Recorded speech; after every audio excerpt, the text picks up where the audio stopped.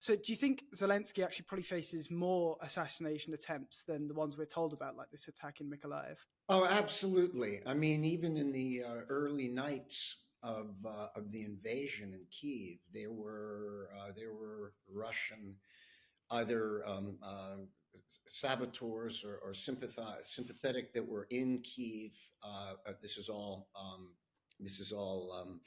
anecdotal, that were trying to take him and the government down in those first very nights, but they were rolled up by Ukrainian security services.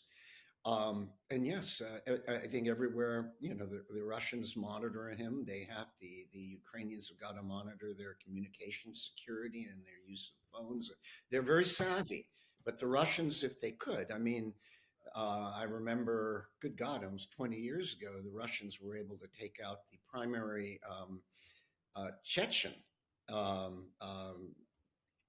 warlord, resisting them with a cruise missile based on communications. It's 20 years later. Both communications and intercept abilities are more capable, and I can't imagine the Russians looking for more of that or an insider human threat, which is what we've just seen. But again, the Ukrainians are very experienced. They're born in battle. They've been doing this now for 17 months. Their president gets out in a way that is extraordinary leadership.